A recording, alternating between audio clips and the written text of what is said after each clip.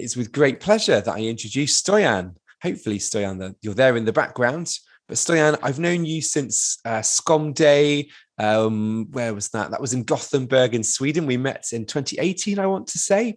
And you've been around SCOM and around SCOMathon ever since. And you have obviously a lot more experience than me in this.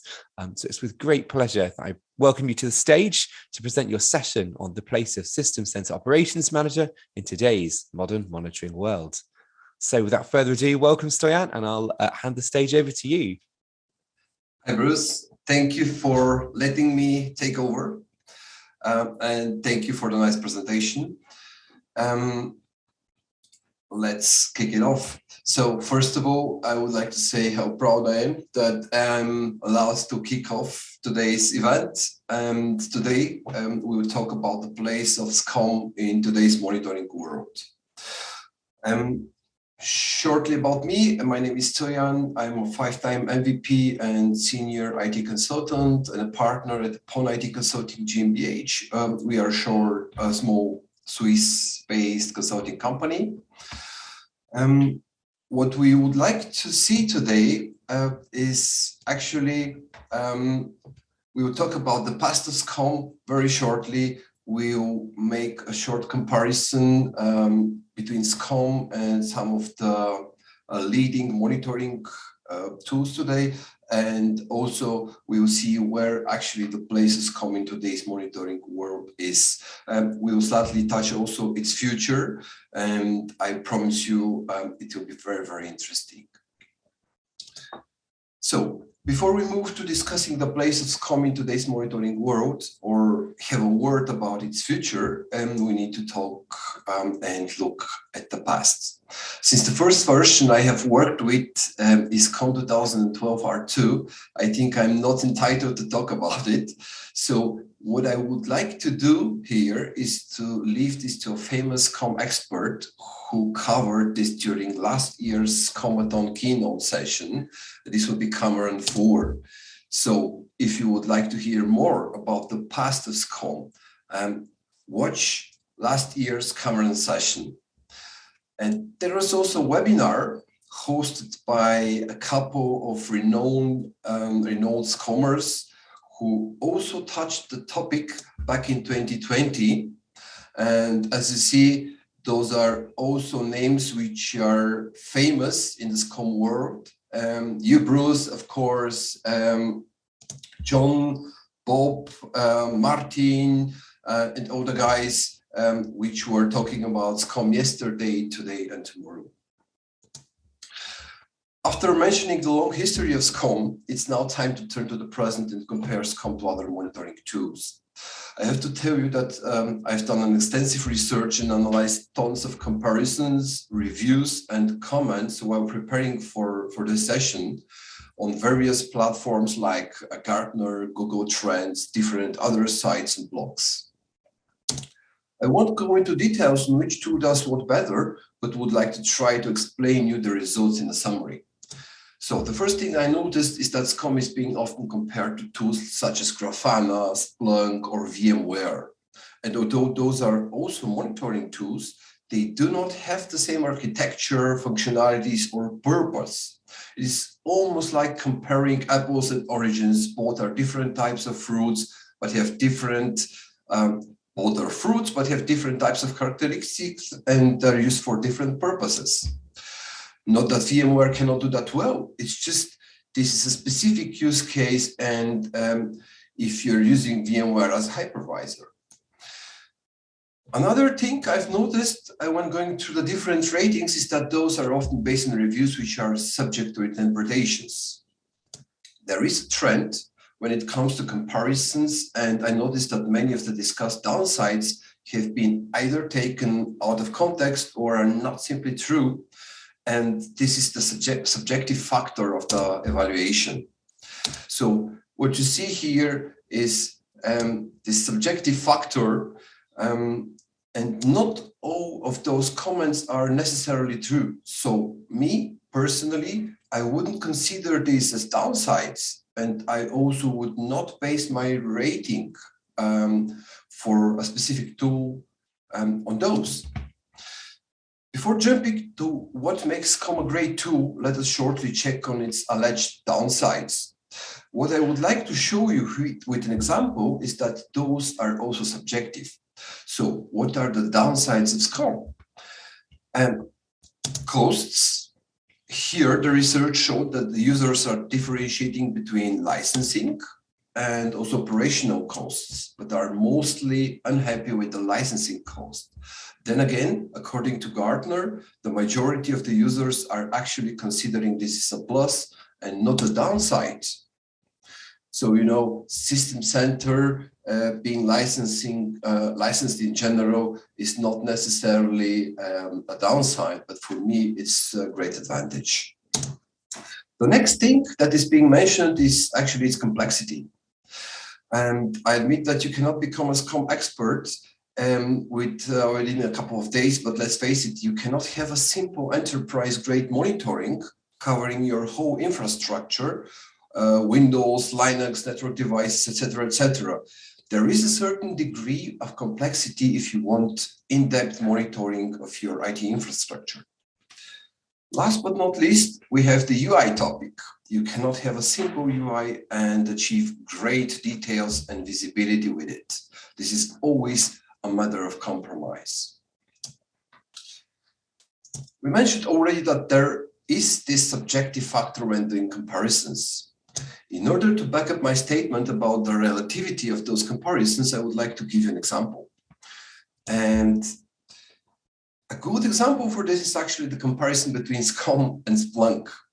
As you see on the left side, we have a comparison from Gartner, where both tools have the same scores, and on the right side, you will see a screenshot from a tech blog which presents the same comparison, but with somewhat different results.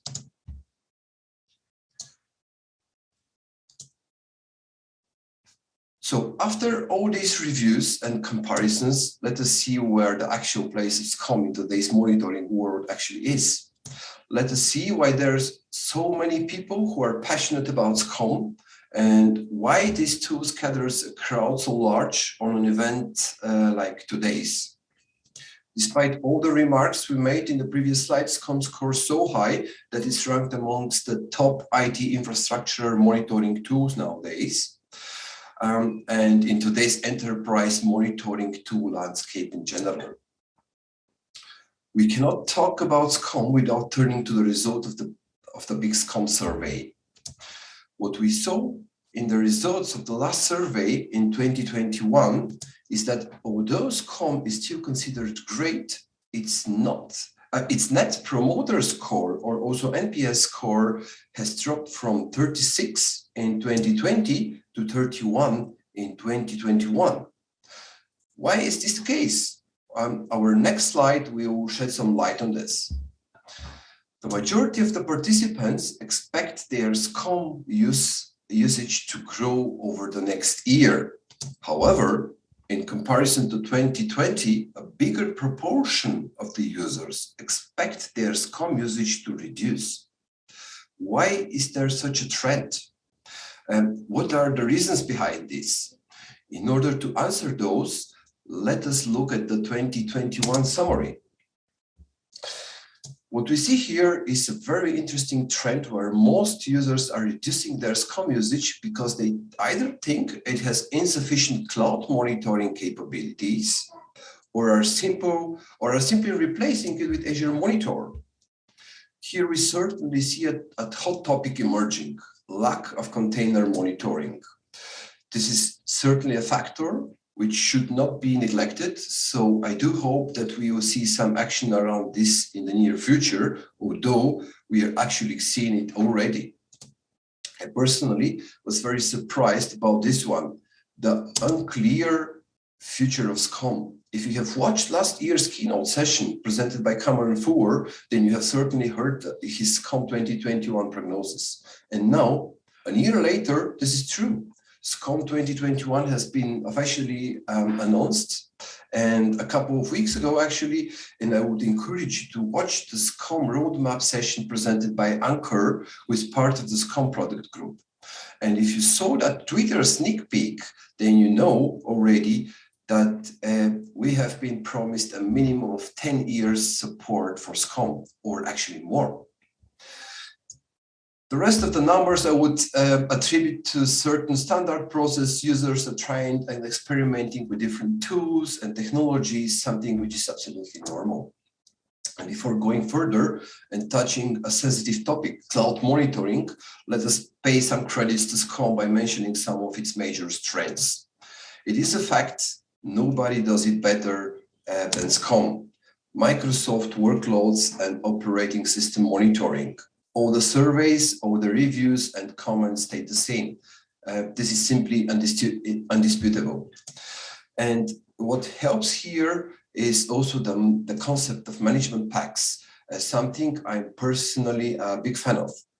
I read somewhere that community is one of its weaknesses. So not true.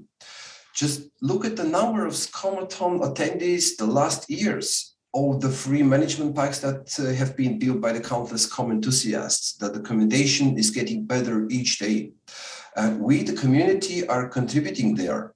The stuff you cannot find in the official Microsoft Docs sources, you will certainly find in one of the countless System Center related blogs. I'm so involved in that, and I can easily say that SCOM's community is strong and powerful. If we talk extensibility and management pack authoring in particular, there are a lot of tools that can help you extend your monitoring by authoring new management packs, like, for example, Select MP Author, Kevin Holman's management pack fragments, which are so easy to use. And of course, you can always use PowerShell for that. And before going further, I would like to show you something else, and this is not a surprise that we see such responses more often. Yeah, love to SCOM, and also easy to integrate and support for SCOM. So far we talked about what SCOM does very well and what's its advantage. Now let's see what is actually missing. What are the features that would make it the best monitoring tool? According to the Big SCOM survey, there are a couple of requirements that need addressing. Here is a summary of the most desired features, so to say. So a modern UI, something users want for a long time, and actually they have it. There are certain solutions out there which will equip you with your management group with a nice modern looking front end. Flexible reporting, anomaly detection and forecasting. This one we have already mentioned, container monitoring, and last but not least, alert correlation. If we look at this compared to last year's results, clearly 2021 saw a steep increase in users asking for more cloud monitoring and better Azure monitor integration. So we are all asking, what about cloud native hybrid cloud monitoring? And although we have the Azure monitoring management pack, the Office 365 management pack, and the alliance between SCOM and Azure Monitor, there are some important requirements that need addressing and have already been defined as input to the Microsoft System Center product group. Let's see some of them. You see the Azure integration through a modern user interface. I left it in order to underline its importance, and we mentioned it a couple of times. Let's see the others. Preserving SCOM management pack investments, reducing the effort to manage the monitoring infrastructure, support for container-based deployment, and of course, support for migration from on-prem to Azure. And here we go. I saved the good news for the end. The most common requirements have already been acknowledged by the System Center product group. And the only thing we need to do right now is have a tiny bit of patience and let us be surprised. So this was my wrap up for SCOMathon 2022. I will be there if you have any questions. Thank you so much for all your attention, for being here, for contributing to this great cause, and wish you a pleasant day right ahead. Thank you very much, everybody.